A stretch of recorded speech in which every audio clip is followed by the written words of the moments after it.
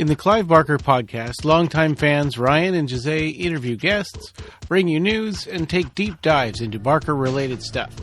In episode 458, we talk about the Phantasmagoria Special Edition Hellraiser Special. This episode is sponsored by Don Bertram's Celebrate Imagination. Don Bertram is a longtime friend of Clive and advocate of his art. But Don's unique and inspiring paintings are for sale, and over 50% of the proceeds go to the Arts and Medicine program at the Texas Children's Cancer Center. There's even a paver in Washington, D.C. representing Celebrate Imagination. We're thrilled that this worthy cause is sponsoring our podcast again this year, and we hope that you'll consider looking over the Etsy shop to buy one of his original paintings or books. Follow the link in the show notes or click the side banner and let's see what's new with Don Bertram today. Check out his video going over the original painting, The Bug Brothers, and his intro to the 35th anniversary screening of Hellraiser. There's some paintings on his Etsy shop to check out. Mother and Child 2, The Stargazer, The Folk Singer, The Pearl, The Portal, and Top of the World. And don't forget about his books, The Chimney Sweep's Tale and Celebrate Imagination. Well, welcome to episode 458 of the Clive Barker Podcast. Good morning, Jose. How's it going? Hey, Ryan. I think we're both a little sick today. My throat is a little achy, and I could hear us talking before we started recording that you said you were a little sick, too. Yeah, I even stayed home one day this week. I stayed home on Thursday. And I think... Man. Actually, that helped me get through a little bit more than I would have otherwise of the book that we're going to talk about today, which is actually more, I guess it's really a magazine, Phantasmagoria Hellraiser Special. So it's a Phantasmagoria Special Edition. It's hard to call something a magazine when it's 300 pages, but it is. Well, I mean, technically it's a magazine, right? Yeah, well, they have the regular issues they put out, and then they have the special edition series, which is these larger volumes. They have the magazine Phantasmagoria, but then they also have these special edition series that are these big volumes that they put out that really info dump on a lot of stuff. Yeah. So number 9 in the special edition series is Hellraiser. Yeah, and what an awesome companion edition this is to the Quartet of Torment. And you and I tried to read as much as we could before this episode, and it's huge. So we didn't get through the whole thing, but we wanted to be able to cover this while it's still relevant and while people could still buy it. So that's why we're continuing on, and we're not going to cover the whole thing in depth, because I think people should still buy it. To go to what you're saying, this is chock full of stuff. I mean, there's not a page here that's blank. If there's a blank page, they put some picture on it, or they put a photo or a call sheet from Hellraiser 1 or 2 or 3, or they're putting some funny picture of someone like sticking their face in like the torture pillar. There's stuff to see everywhere in this volume. Yeah. It's amazing. Even the ads are cool. Like there's an ad for the Hellraiser Quartet of Torment. There's an ad for the I Am Monsters from Nicholas Vince. Nicholas Vince, coming soon, Blu-ray Collector's Edition. And that's, of course, his one-man show, I Am Monsters, where he goes over his childhood and how he got into theater and movies. I'm super excited. I wish I had time to read the whole thing, but, I still will. I just won't get to it all today. Yeah. Of course. I know the sickness is kind of subduing the enthusiasm a little bit, but at least you got a chance to cuddle up in bed with this and read about 100 pages of it. Yeah. And this really should be called almost the Stephen Jones Archives, because Stephen Jones is instrumental for this one. He really brought to the table a lot of stuff from his archives, being a unit publicist in Hellraiser 1, 2, Nightbreed. And then, of course, he also worked in Shadows in Eden, Hellraiser Chronicles, Nightbreed Chronicles, I think. And then he got into publishing, and that's a whole different career there. Yeah. Yeah, and it was interesting to read about how he got into being a movie publicist through Hellraiser. Yeah. And it was John Carpenter's idea. God bless John Carpenter, man. He He was like, did you ever think about moving to the U.S.? And he's like, well, no, he's happy with doing stuff in England. And then he's like, well, have you ever heard of being a unit publicist? And that's the guy who like basically helps promote the movie, right? And brings and sets up appointments with journalists to come and visit the sets while the movies are being done. He provides the press kits to publications and stuff like that and handles all that side of the promotion. Yeah, he went to work on Hellraiser, and that's how he really got started with that kind of career. And it's because of him that Clive Barker's sketches of Hellraiser became public. You know, otherwise that probably just would have been some internal stuff to share with special effects people and stuff like that. And those things, you know, meant a lot to us fans in the early days. Of course. I think the mark of a good unit publicist is someone who can use any material from the production as long as he's allowed to, but can use any of that stuff to promote the movie, because nowadays, you know, concept art and all that stuff, it's basically the first contact that an audience will have with a movie, especially if it's something that people have been anticipating for a while, something's been announced. Like Avatar. I remember when Avatar was coming out the first time, we kept seeing that, oh, he's been working on this movie for 10 years. Here's all the concept art and the world and all that. So it really helps to sell the movie at the beginning, and especially back then in the 80s, if you could get in touch with all the specialty magazines and have them come in and visit the set and then have material that you could provide them that they could use for promoting the film and illustrating their articles. So like you said, it was great that we got those behind-the-scenes still photos and sketches. And it might have made the difference between a movie that was maybe a cult hit later on or a movie that was a huge success right from the start, right at the beginning, that spurned the filming of Hellraiser 2, right? That's right. I think having a unit publicist was a huge help for the movie. Oh, yeah, and he was already a movie journalist, and he had a lot of experience with fantasy cons and the British Fantasy Society, and so he had a lot of connections, and he got to work on all that. You know, the stuff that we see in like those releases like Anchor Bay and Arrow, and you see those little interviews, behind-the-scenes set interviews with Clive Barker and Claire Higgins, Andy Robinson, all those actors. That was actually set up by Stephen Jones. It was what we called a electronic press kit, right? Yeah, and which, you know, is neat to hear about an electronic press kit from 1986, 87. I mean, that's unheard of back then. Yeah, it would be stuff for bigger productions, I guess, when they would send that to those shows that you would watch on TV saying upcoming movies are going to be this and that, and Barry Norman film critics would have little clips to show and stuff.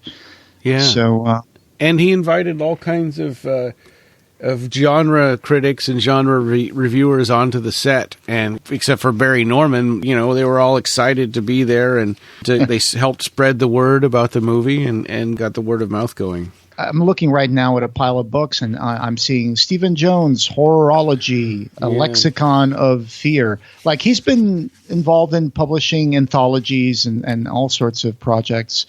So there's a lot of stuff to get into. He really dug deep into his archives, and Trevor Kennedy edited this volume of Hellraiser Phantasmagoria, and they really filled this up to the brim. It's dedicated to Anthony Hickox because he had passed away shortly before this was published. Oh, yeah. So it edited by Trevor Kennedy, who's the head of Phantasmagoria, and editorial consultants Stephen Jones and Peter Atkins. Mm-hmm. There's a lot of good stuff in here. Yeah. So a lot of what he created for that electronic press kit, I think, ended up in these Hellraiser tapes, because there's a lot of interviews in this book with Claire Higgins, Christopher Figg, the producer, Clive Barker, Andy Robinson, Bob Keane. That's the real meat and potatoes of this volume, are these interviews. These, even like Imogen Borman, who's Tiffany, and Chenard. Yeah.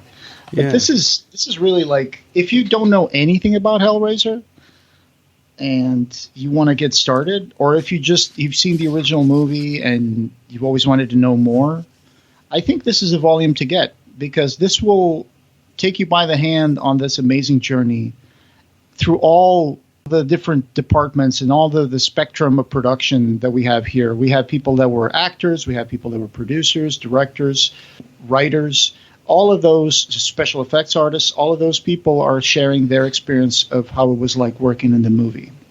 And it's not just that too. They also intersperse like feature articles that, you know, are original content for this magazine book. You know, like there's the Unhealed Wounds, the comical life of Clive Barker, which is Unhealed Wounds is sort of a play on words on the Books of Blood and Tapping the Vein. And it just talks about how many comic projects Clive Barker was involved with in the 90s, which was a ton. Yeah. Unhealed Wounds. I think that's a reference to Dread, right? At the end. Yeah, right. And the wounds that would never graphic heal. Novel. Yeah. He says that he went into, so Malachi Coney, the author of this article, he goes on to how he once went into a secondhand bookstore and he went to the horror book section that was right opposite the wall from the porn section. And right. He got himself the 6-volume release of the Books of Blood. And it's a great story. He kind of goes into like, and the guy looked at me and he was like sizing me up. And I'm like, probably he was just like, okay, this is like $2 or something. But, but it's funny. We've all been there. Because he was thinking that the cover of Books of Blood kind of made him look gay or something. Yeah. And then not only did he read the Books of Blood, but he also started collecting all those comic adaptations. And he goes through that in extensive detail, the Tapping the Vein volumes like you brought up. And the adaptations of the Books of Blood stories that are in there. Of course, those great graphic novels from Eclipse Comics. Rawhead. Right. Yeah. I mean, Rawhead Wreck is Les Edwards, right? Right, and written by Steve Niles. And that's an amazing adaptation because the movie is so kind of lackluster, but that comic adaptation is almost perfect. Yeah, because it's every single page of artwork is painted art. It's painted by Les Edwards, an amazing artist, and you've definitely, if you collect books and paperbacks and fantasy books, you definitely have some book in your house that has a Les Edwards cover on it. I know I have. Yeah. I'm looking at quite a few right now. That graphic novel adaptation of In the Hills, the Cities from Tapping the Vein is amazing too. Something that people have talked about being unfilmable was really good in comic form. There's this thing on page 44. Looks like a promo poster. It features the giant Popolak from In the Hills, the Cities.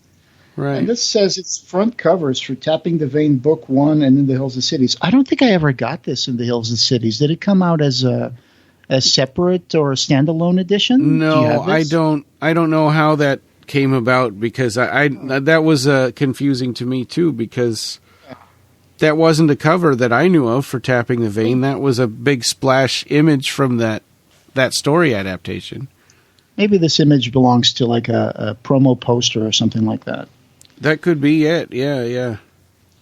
But then he goes on to talk about not just the Eclipse comics, but then he goes to talk about the Hellraiser comics from Epic and the Nightbreed comics from the 90s.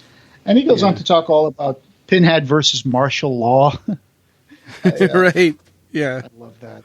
That's so and the Great and Secret Show adaptation and Weave World and Thief of Always. And ultimately, the last page of this article shows us a page of that manga, Hellraiser manga that was adapted, unlicensed manga adaptation of Hellraiser by Naruho Amino from a 1988 issue of a monthly Japanese comic magazine called Bears Club. I just posted on my feed, and I guess I should post that on the page of the podcast too, but a friend of mine, Jeremy Boehm, he did go on a crusade to find that, and he did find it at a Japanese auction site, and he got a copy of it, and then he took pictures of every single page, and he put it up on Facebook as the Hellraiser Manga Project. So I think I'll add that to the show notes in case you want to check that out, because it's a great adaptation, and for years we only had like 1 or 2 images of that book. We never had the full story, and now we do. Yeah, it'll be interesting to read. I'll have to still go back and look at that. I haven't done that yet. So the Hellraiser tapes #1, I think it's Clive Barker, right? Yeah. And this was neat. It was neat to hear his point of view at the time that they were making Hellraiser. Because he's gotten a little, tired of talking about Hellraiser over the years, and so the interviews get a little less enthusiastic each time, when he's talking about it. But, here at the time when he's making it, it was really neat to hear his perspective. I agree. It goes on to give us a little introduction as to where Clive came from, what his influences are, what his previous work had been done in theater and stuff like that, and how he got the Books of Blood published. And then ultimately how he got into this movie Hellraiser, because he was disappointed about previous adaptations of his work. Yeah, sometimes it's interesting the path that has to happen, right? I mean, you think about how maybe we would never have gotten a Hellraiser if there hadn't been an Underworld or Rawhead Rex movie. That is a possibility, yeah. It's one of those things that we'll never know. Maybe Clive would have eventually come up with something for Hellraiser, but you're right. It was interesting hearing in the interview with Christopher Figg how that he and Clive got together to come up with the story for the Hellbound Heart, and then Clive wrote it as a little novella, and then they adapted that from the novella into a script. I mean, I think I had heard that before. Clive kind of wrote the story so he could make a movie of it. Yeah. Uh-huh. But it was kind of neat to hear how that came about. And to me, the Hellbound Heart feels a lot like just a longer form Books of Blood story. Yeah, I can see that. Yeah, absolutely. There was another interesting one by David Brilliance, The Bloody Hell, the Hellraiser Films, a handy pocket guide to Pinhead. And it describes in detail the first 4 movies, and then as you go on, he cuts the synopsis shorter and shorter with each subsequent sequel. Right, the diminishing returns and all that. So Hellraiser Tapes 2 is Christopher Figg. He focuses a little bit more on the production side of it, what he was doing at the time. Yeah, that's the one I was talking about, how Clive and he had kind of come up with the story for the Hellbound Heart. And we see some call sheets around page 60. That's what they use in production to know what's going to be done that day, what scenes we're going to be shooting, what actors we're going to need, and where it's going to take place and all of that. So this is fascinating to see how a movie is planned out this way. Very interesting stuff. Then we got Bob Keane, Hellraiser Tapes #3. He goes on to talk about where he came from, how he got started into work, how he got to meet Clive, and how fortunate it was that Clive was also an artist that could draw stuff and show them what he wanted them to make. That was very instrumental also in Nightbreed. We've all seen pictures of drawings that Clive had done, for Jeff Portis, for the Baphomet design and all of that. Well, and it's interesting to see how much time they save. Because I'd never really thought about that, from that point of view of a special effects person, that they have to make something and show it to the director, and then the director's like, nah, that's not what I want. Do something else. But to have somebody who's making drawings for them and to really saves time, and I'm sure you could tell how they really appreciate it. Yeah, that's one of the things that I thought he got really excited about, was saying that Clive was an artist, so he would make some drawings, have a discussion about what he wanted, go back, do some more drawings, come back and talk to them again. And that, especially in Nightbreed, must have been really useful. One of the things that, and this is like typical of like special effects artists and the pursuit of that perfection, that verisimilitude, where he says that one of the things that he goes on to talk about, one of his favorite things to do was the scene where Julia kills men with a hammer, because it's like Psycho. You don't really see a lot. You don't really see a lot of blood, but it's so disturbing. He said that it came out looking so well that he's really, really happy that even some people in the effects team didn't want to see the cut of those scenes. So and it's because it's something you could feel. It's like when Larry cuts his hand on the nail, and I think we've talked about this before, right? It's like it feels so personal. Versus somebody getting decapitated and their head flies across the room. That's not as relatable. No, not at all. And then it says, he reteamed with Clive Barker for Nightbreed, and then he went on to make other movies like, of course, Warlock, Waxworks, Event Horizon, Dog Soldiers, and Candyman. And he went to work on that one as well. Right, and they worked. He and Jeff Portis worked together on Highlander. Yeah. Then we have one of those Clive sketches with Frank coming out of the wall, and then the next one is called the Hellraiser Tapes #4, The Birth of Frank. And this one, I think it's more about when New World said, hey, we like this movie. We think you guys could put some more special effects in it. How about we do a resurrection scene for Frank? And it goes on how that came to be and how much money they got and how much extended shooting time they got. And we get to see these cool storyboards of Frank as a skeleton, basically, a partial skeleton. And those are really neat. They're not Clive Barker drawings. They're somebody else. But they look really good. Yeah, well, some of these are storyboards from the first movie, and then there are some illustrations in this article as well by Randy Broker.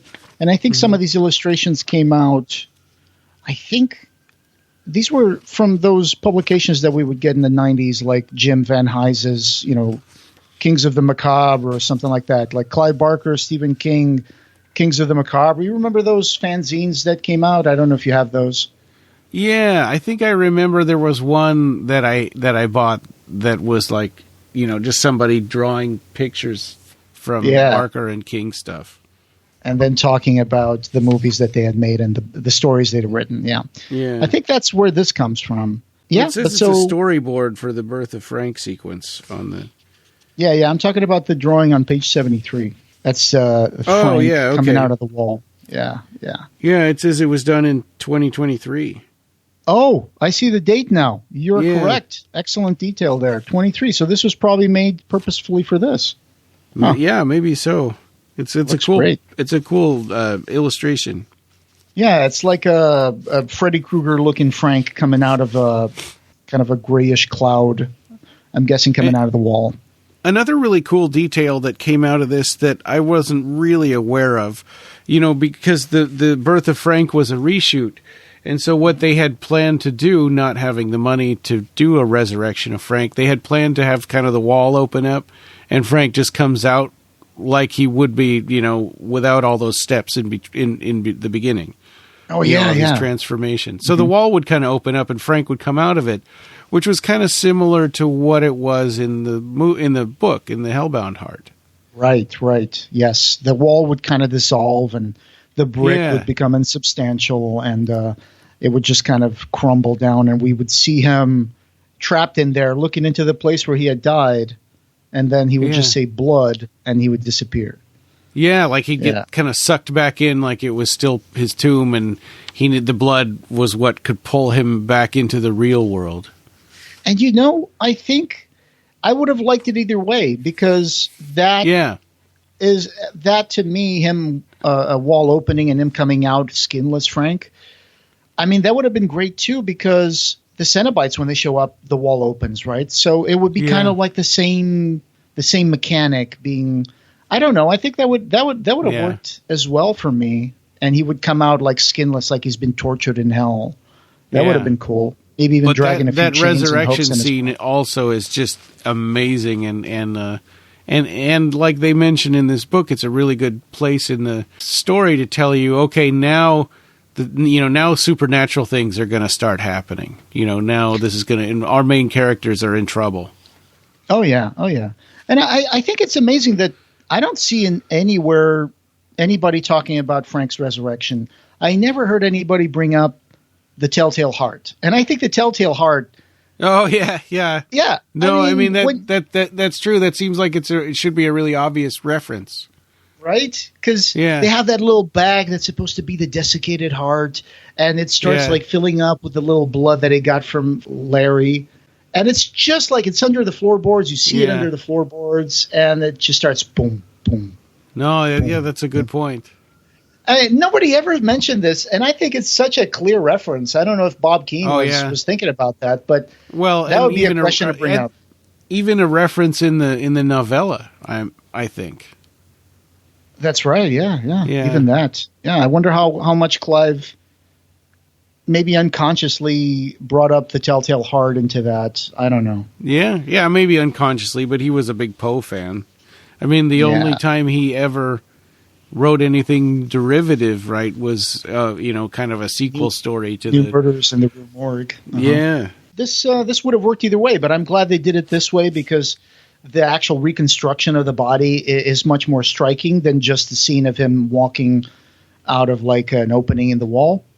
But I don't know, man. It's all in the execution, and this execution was perfect. They even had Robin Vigent, the director of photography, come in to light the scenes for the effects team. So that's why when you see a Frank like do that last scream, and you see all that light coming in from the damp room newspaper covered window and those shafts of light, they're just beautiful.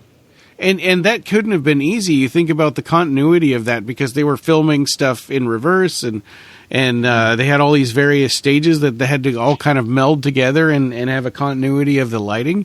I'm no expert, but geez, that sounds hard to me. Yeah, I'm sure it does. Yeah, but at least they also have a lot of control because in a closed set, all the lighting is controlled, so they can photograph every single frame if we're doing stop motion, and the lighting will be similar in every single one. So that's the good part. Well, it's not the sun. Yeah, and then the next part we've got a Hellraiser, 12 Reasons Why It's One of the Greatest Horror Films Ever Made by Trevor Kennedy. So I think that's really neat because it shows that a diehard fan is the one responsible for putting this special together. So Trevor Kennedy is the editor-in-chief of Phantasmagoria. Yes. So one thing I wanted to say about this, I have the hardcover special edition book, and it's autographed by a bunch of people. They've got Trevor Kennedy and Simon Bamford and Barbie Wilde and Nicholas Vince.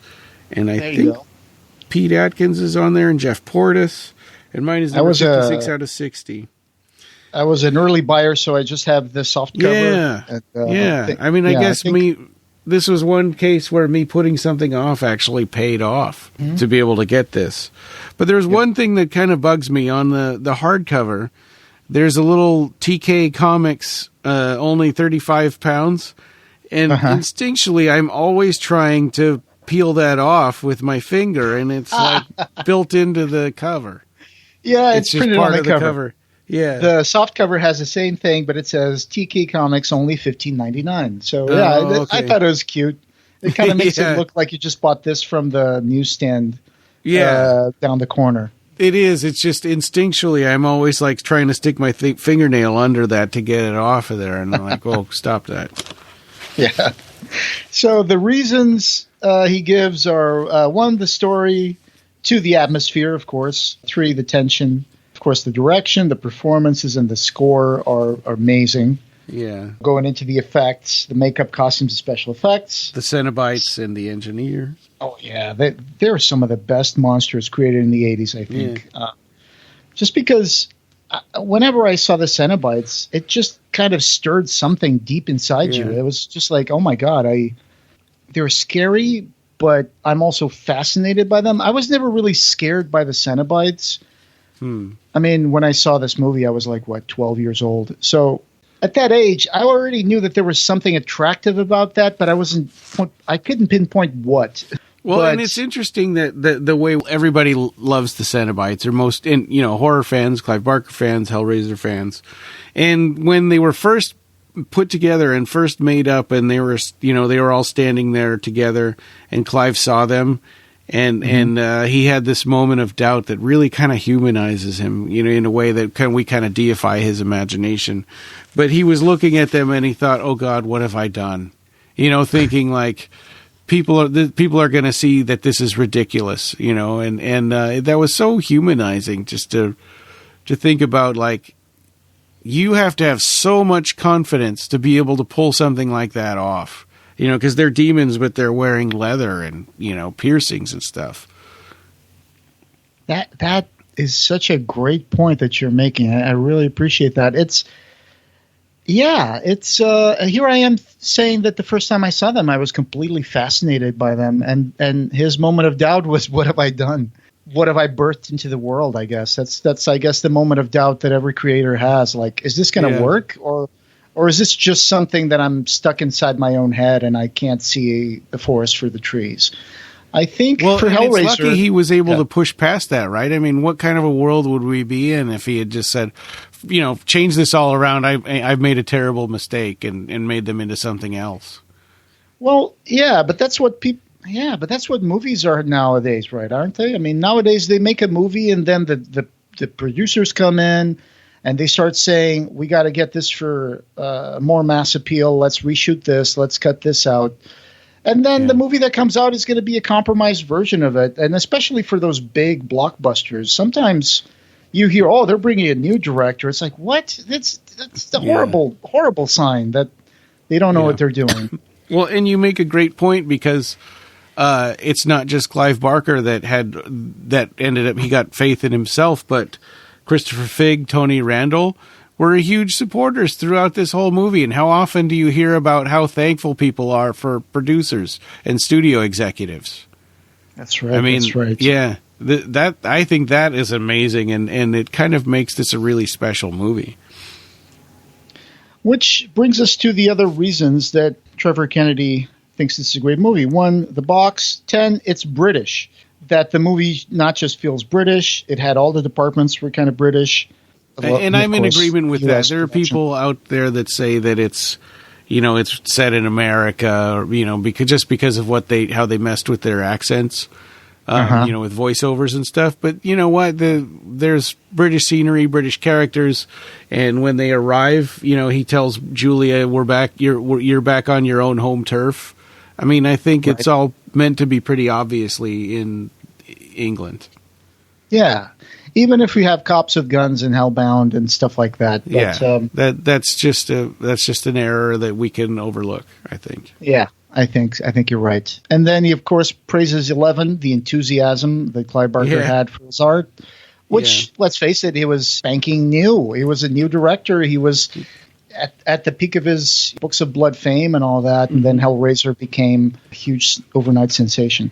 And then the 12, it's the original tagline. There are no limits. And, which they kind of took as a mission statement almost when they were making the movie, it felt like. Yeah. Balls to the wall or dildos to the torture pillar. Right. Yeah, they really went all out. I mean, just look at Skinless Frank. I mean, I had never seen something like that up to that time. And by that time, it was like either horror was a little tongue-in-cheek or there was always comic relief or the monster cracked some jokes or something. And when I see the Cenobites, a lot of people involved in this movie didn't want to make another movie that was kind of like a Friday the 13th sequel. I bet he can kill this person in some new interesting way. They wanted to have it more, you wanted to feel more stakes in the human characters and feel what they feel. Although this could be like a website article, right? I mean, 12 reasons why Hellraiser is great, but it's a great analysis of why Hellraiser works. And I think Trevor it's got a super fan's enthusiasm too that I appreciate, because when you see something like that on like a Screen Rant or whatever, you're just like, yeah, whatever.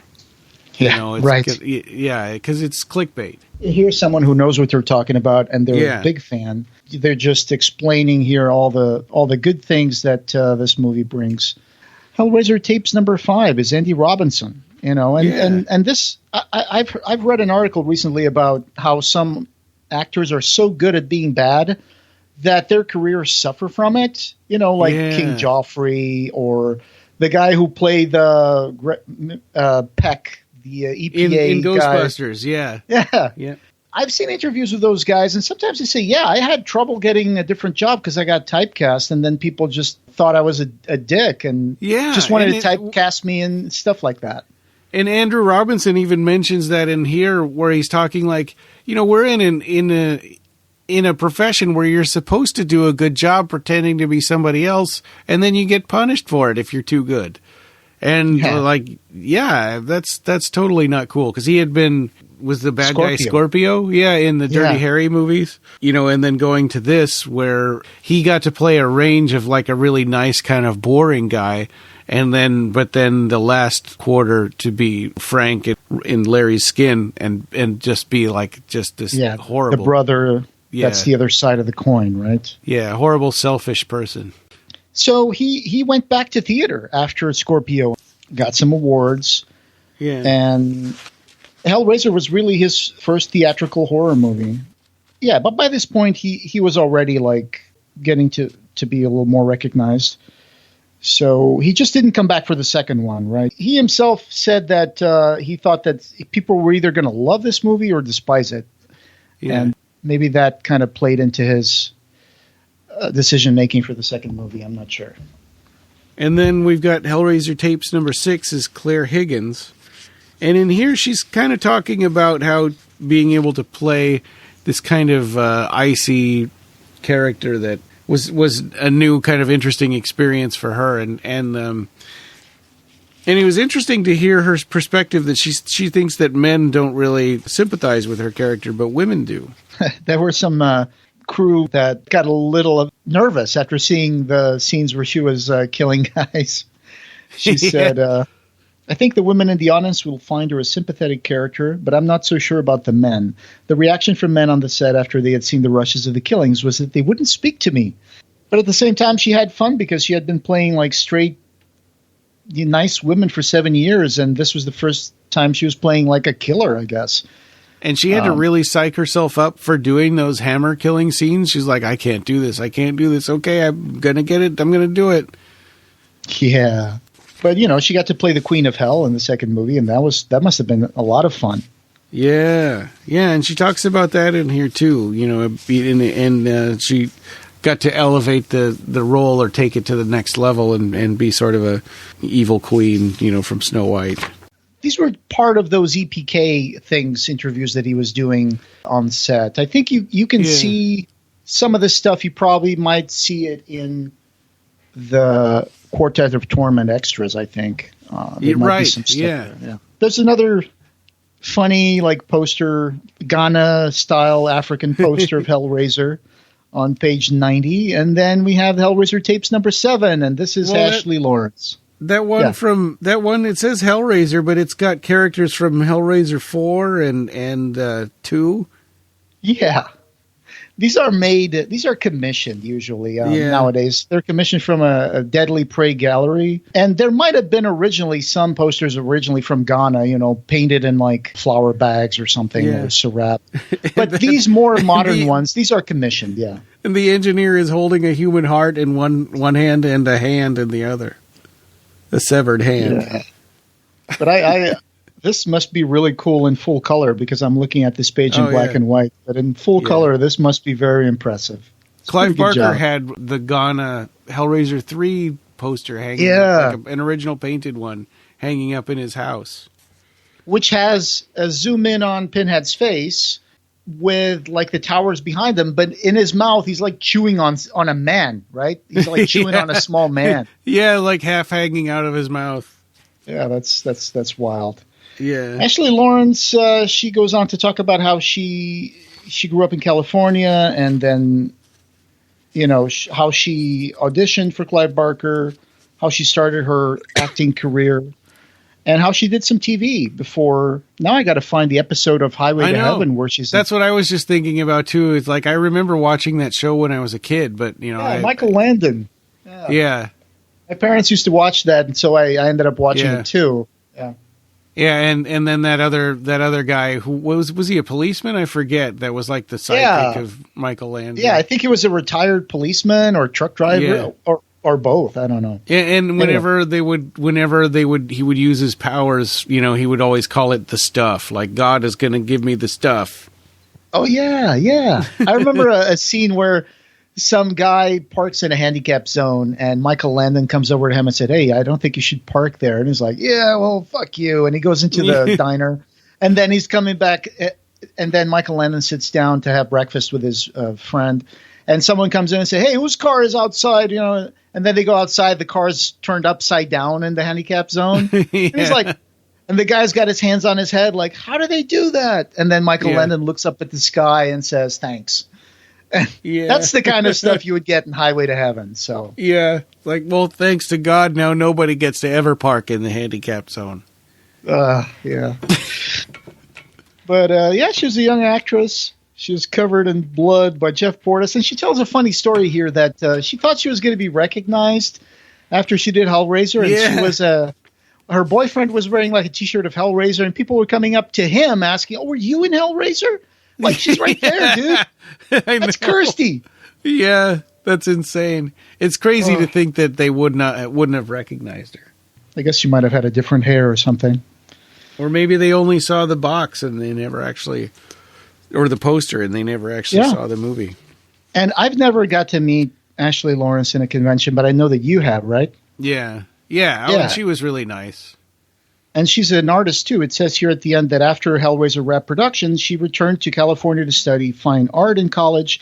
And now she has artwork, right? She paints. She does paintings for a long time now. I've seen some of her art. It's quite figurative, but at the same time, sometimes she has like babies and then other things in the background. And it's really interesting artwork. Yeah. In the Name of Obsessions, Navigating the Labyrinth of Hellraiser 2 by Kelly Dunn. And this is kind of a long description of Hellbound. Yes, this is kind of a collage of various quotes and I guess interviews with people. I wouldn't call it a collage. I guess she had a lot of people. She had Peter Atkins, Imogen Boorman, Tiffany in Hellbound, Doug Bradley, Jeff Portis, Tony Randell, Barbie Wilde, and Christopher Young. I mean, this is so dense. Jeff Portis talks about the makeup for Pinhead and how Clive wanted the pins to be very thin and, they wouldn't photograph well and stuff like that. It really goes into that detail. And then Barbie Wilde talks about coming up with that makeup for the female Cenobite for the first time. Yeah, basically it's their experience, right? It's interspersed with all these call sheets for Hellbound as well, where you would see what stage they were going to be shooting that day, what sets, what the sets were called. So like stage location, M Stage, Pinewood Studios. Yeah. Or Obsession House, right? Yeah, Obsession Room or Obsession Room Alcove. Yeah. And who's going to be in it? Props, stand-ins, art department. Yeah. Wow. That's pretty amazing. The Obsession Room, I've obsessed around the Obsession Room. For a while I was looking around and trying to find out what were the prints on the wall, and I was finding out one is like a Tibetan scorpion print that's on Chenard's wall that I found at some museum website. And, didn't you have a Facebook page that was dedicated to that? It was like the Chenard Institute or something like that. I forget what it was called. I did create a page for the Chenard Institute. It's on Facebook. Yeah. It's made to look like it's a real place and made to look like someone came across like a locker room or a storage space full of stuff from the Chenard estate. I haven't really done a lot on that, but it's just just put some stuff in it. It's kind of like Max's Pyramid Gallery. Yeah, that's a big inspiration. Yeah, Pyramid Gallery is a big inspiration. And then I think we ended up at this interview here for the Hellraiser tapes with The Look of Hellbound, which is Tony Randell. Yeah. An interview with Trevor Kennedy. There aren't a lot of interviews with Tony Randell about Hellbound, so it's always great to see another one. Yeah, and this is where you and I kind of stopped, or this is as far as we got. And so I haven't read this one yet. Yeah, I'm interested. I'm going to keep going, and I want to finish this off before I find a place for it on my shelf. But I'm super excited about it, and I'm glad we got a chance to tell everybody. And we'll have a link in the show notes of where you can still buy, not the hardcover one, but you can buy the magazine softcover one still on the Phantasmagoria website. What a cool thing to have, man. I mean, this and the Quartet of Torment is a great crash course on Hellraiser. And this one, and I'm going to tell you, this one from Phantasmagoria, since it came out just a few months ago, it goes all the way up to the Hulu Hellraiser. It actually talks about that right at the end of the book. So it is very up to date, very full of details. Yeah, and I'm excited about that. I can't wait to get to that part. Yeah, and Peter Atkins and Steve Jones and Trevor Kennedy and Kim Newman and all these people are amazing for getting together and getting such a great tome for basically us, the fans, the community out there, because we're the ones who eat this up and we buy this and it becomes a treasured item in our library, and it's such a great volume. We got some feedback from our listeners. A Comms guy Matt said, love, love, love this podcast on our Discord. So thank you, Comms guy Matt. We appreciate it. Eric was talking about so on our Patreon, I made an exclusive video there, Collector's Corner number 2, about Jericho and my Jericho collection. He said, great video. I never played Jericho, but ordered it right away for Windows. And then later on in the Discord, he talked about how it arrived and he installed it and started playing it, and he thought it looked pretty good for a game its age. Sure. He said it was a little tough to install because it was made for Windows XP. Right. Yeah. And I think there were some issues with that. Was it Codemasters that came up with Jericho, the program? Yeah, Codemasters was the publisher. Yeah, I think that game was ahead of its time in some ways, right? Because to have a squad of like 6 or 7 guys all on the screen at the same time was a big thing to do back then. And it seemed like, if they'd waited a little bit longer, it probably would have been multiplayer, online multiplayer where you have multiple people stepping into those roles at the same time. Oh, that would have been interesting. Were there already multiplayer games on that console at the time? Because I didn't play consoles. Yeah, there were. Maybe not as many, but I mean, I think like, Halo and stuff. And then on top of that, you had, I think later on, but there was like Left 4 Dead where you'd have 4 people in a squad together, fighting off zombies. You brought up this idea of the Jericho Squad having different characters with different abilities. Mm-hmm. And the way that this game has the mechanic where you can swap bodies and jump into different characters. Right, it's because one of them died early on in the game. So he's a ghost that inhabits. Yeah. So what I was going to say was that I think that was the first time I ever saw a mechanic like that in a first-person game because, in turn-based games, you could control different players, right? With different without having to explain abilities. It in the story. Yeah, but usually it's like an isometric and it's like a strategy game or something. And this time was actually a first-person shooter that did that. That like you have special abilities, so for certain areas you have to switch to a different guy. The closest I had gotten at that point when I was playing Jericho was you remember this little game called The Lost Vikings. Which you play 3 little Vikings, and one of them can fly with his shield. The other one, has a axe or whatever. So you have to switch characters to go through different parts and complete because the it's basically puzzles that they solve with their various abilities. And this one, there were some cool dynamics in Jericho. I like the one where you could shoot and then follow the bullet and try to guide it and get more than one enemy. Yeah, like in that movie Wanted, right, with Angelina Jolie. Where they could curve the bullets and stuff with their minds. That's right. Yeah. Yeah. They wouldn't even point at someone. They would just like smack their arm and then shoot, and then the bullet would go like in a spiral and hit the guy. That was just ridiculous. Do you remember in the Masters of the Universe there was Triclops? And he had 3 different eyes. He would just spin this thing on his head and he would have different eyes. And according to his data card or whatever, one of the eyes could see around corners. Oh, that's great. That's good stuff. I remember Stinkor. You're right. He looked like he was just Merman painted to look like a skunk. Yeah. Good stuff. But Jericho. Yeah, I think it still looks good. The only thing I think it wore me down playing that game was that the shooting scenes sometimes they didn't have to be so long. I think. Yeah, you had to hit them in their face or their little pustules or whatever their weak points are, or you'd just be shooting them forever. Yeah, it's more like the waves that they would send. I think the waves were too big. I don't know if I don't remember if they would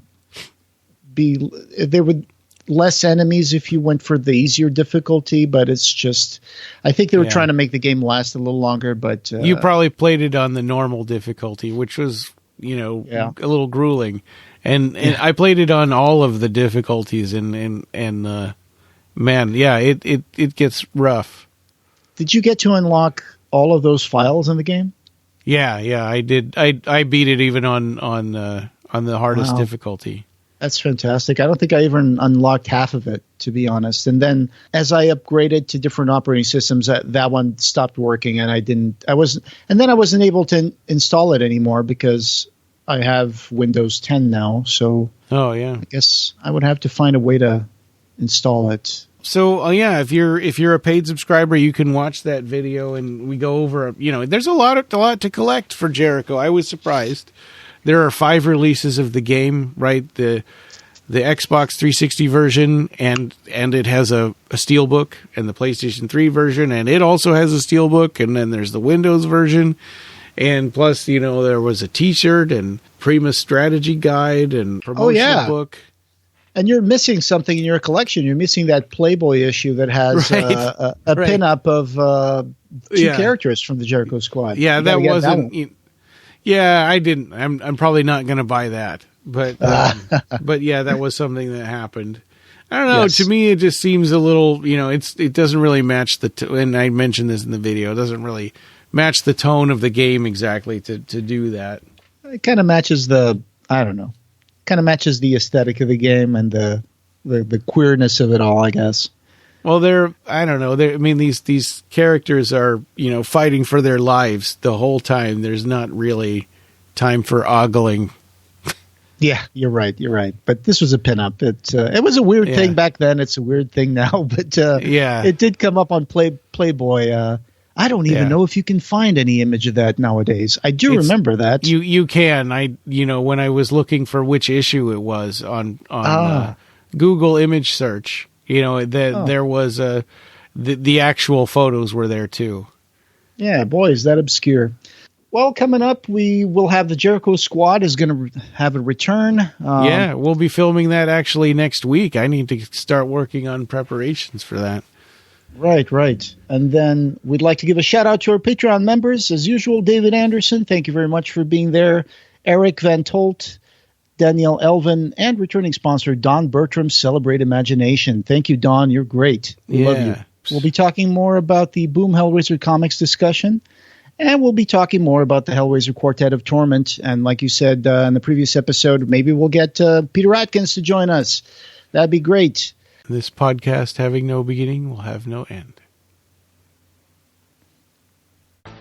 Thank you for joining us, and we hope you have subscribed. You can find the Clive Barker Podcast wherever you find audio. Show notes for this episode, as well as news and reviews, can be found at our website at www.clivebarkercast.com. The Clive Barker Podcast, or BarkerCast, is an independent editorial podcast and blog that is not affiliated with or under contract by Clive Barker or Seraphim Inc. This is a labor of love by the fans for the fans. You can chat with us on our Facebook BarkerCast listeners group, our Facebook page, Twitter, or our Discord server. The best way to support us is to buy our book, The BarkerCast Interviews, Occupy Midian, available in hardcover on Amazon and ebook on Amazon and Apple Books. Fundraiser 10 is all about Patreon this year. Become a patron to get access to exclusive stuff, pick an episode topic, and maybe even get cool stuff in the mail. You can also buy a t-shirt on our TeePublic store. Go to tpublic.com and search for BarkerCast. Leave a message for us using the SpeakPipe link on our blog. Opening and ending music generously provided by Ray Norrish. Thanks for listening.